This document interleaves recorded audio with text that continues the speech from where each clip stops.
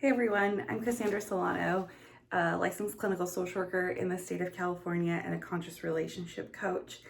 And I want to talk today about emotional abuse and neglect. So I did a video a while ago and you can check it out on my IGTV history about what is childhood emotional abuse and neglect, and it goes more into detail. But I want to talk today about a little bit about it and about how it impacts your adult relationships. So often clients come to me and say, well, I didn't have this like huge traumatic experience, or I had everything I needed and wanted growing up. I had a roof over my head. I was almost sexually assaulted, but then it didn't actually happen. Or, well, my best friend's parents went through a divorce, but it didn't happen to me, even though my parents like screamed and yelled every day. Or my mom never abused me, but she would like lock me in my room all weekend. I hear these stories from people that I work with, and they feel because it wasn't like this big traumatic thing that they shouldn't be struggling. They shouldn't be feeling it the way that they're feeling. They shouldn't be having symptoms of trauma, PTSD or CPTSD, depression, and anxiety.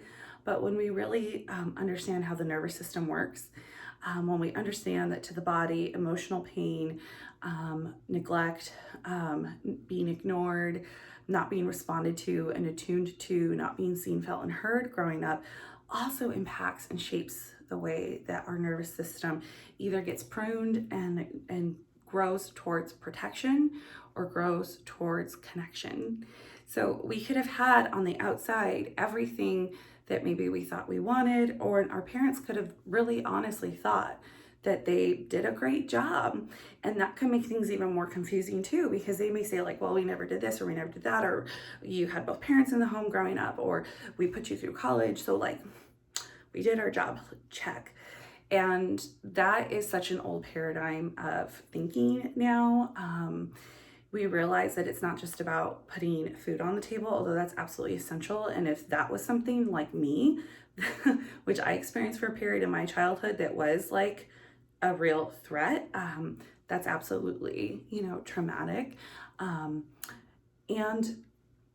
even in these experiences of emotional abuse or emotional neglect, we have lasting impacts and effects. So I just want to validate you if you feel like maybe you went through something that was abusive when you were young, and you've maybe talked about it to somebody and they denied it, or you've tried talking to your parents about it and they flat out just like deny it ever happened, or they minimize it, or they do like, it's not that big a deal, like because blah, blah, blah, blah, blah. We provided all these other things for you. And so many of us are waking up to the fact that, we're the transitional characters. We're the ones here to heal our lineages. We're the ones that came here to say like, okay, maybe my parents are doing the best they could. Maybe they weren't, who knows? But I'm the one that's here to say like, I'm stopping these dysfunctional toxic cycles. I'm gonna be the one that heals the lineage, whether or not you have children.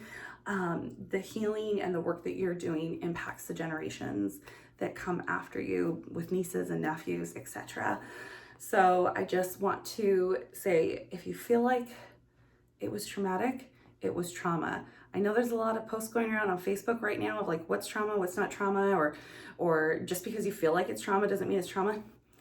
If you're seeing long-lasting impacting effects on your life, and you think it's related to a certain incident, or it's related to this pervasive experience of childhood emotional abuse and neglect, then that is for you to decide. And only you can decide what is trauma and what is not. You saw got a little bit hot there, because I'm not here to gaslight you, to tell you that you didn't see that didn't happen. Like, it's not that big a deal. No, if you feel like it's true for you, even if it's just a sense, even if it's just a fuzzy memory, even if it's just like a knowing of something that happened, trust that, trust yourself.